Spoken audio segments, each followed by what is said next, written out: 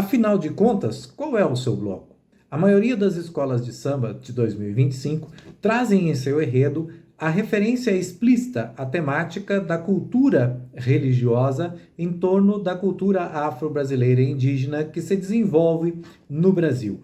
Ocorre que, ao analisarmos alguns discursos e principalmente ao analisarmos grande parte dos comentários que se dão em torno da temática envolvida e ou de rituais estritamente religiosos praticados no decorrer das festividades, nós não percebemos apenas uma questão de posicionamento, de juízo de gosto ou de posicionamento cultural. O que nós percebemos é a revelação explícita que aflora um racismo estrutural, que aflora o preconceito religioso, que aflora as mazelas da nossa sociedade constituídas desde a sua origem.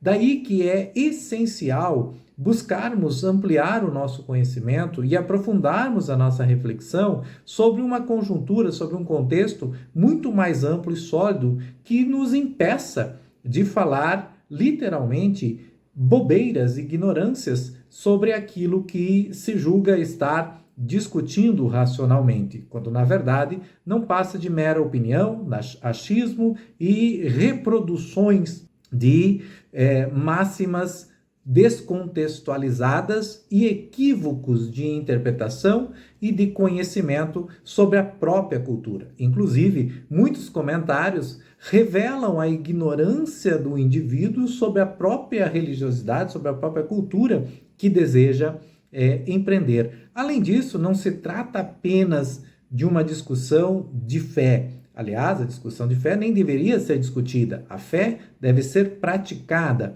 Mas, quando nós falamos da cultura, do desenvolvimento e de tudo o que isso implica, é imprescindível compreendermos que a festividade carnavalesca, que é uma festa de origem pagã, né, assumida pelo cristianismo, assim como outras, já traz aí em si mesmo a lógica do sincretismo religioso, sendo que tradicionalmente se desconhece uma religião 100% pura, ou seja, todas as religiosidades são pautadas dentro do sincretismo, inclusive o cristianismo em suas diferentes correntes e toda a cultura judaica cristã, inclusive a cultura tradicional africana, iorubá e as diferentes culturas dentro das muitas Áfricas existentes.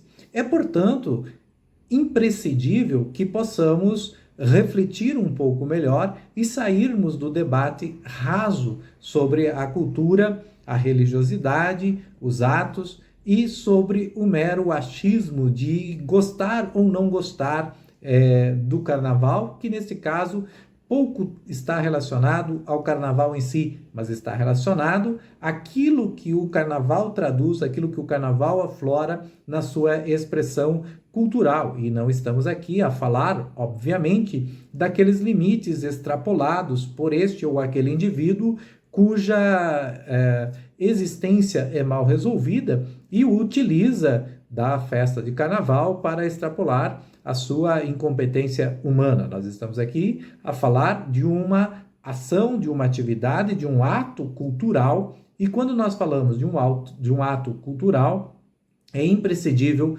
compreendermos como que a cultura se relaciona com as diferentes classes sociais e vice-versa na produção de sentido daquilo que julgamos ser a nossa sociedade. Nesse sentido, para aprofundar o assunto, né, e que cada um possa, ao menos talvez, dar um passo a mais no desenvolvimento do entendimento pessoal e refletir sobre as próprias concepções, as próprias verdades, eu recomendo profundamente esta obra do Renato Ortiz, A Morte Branca do Feiticeiro Negro. Ele vai tratar explicitamente das relações entre a cultura e as classes sociais no Brasil e nos traz aqui um embasamento muito sólido, muito conciso, muito eficiente para podermos purificar o nosso pensamento, pensar melhor, independente de concordarmos ou não. A ideia não é um texto bíblico, não é um texto dogmático. Há inúmeras críticas a serem feitas sobre a obra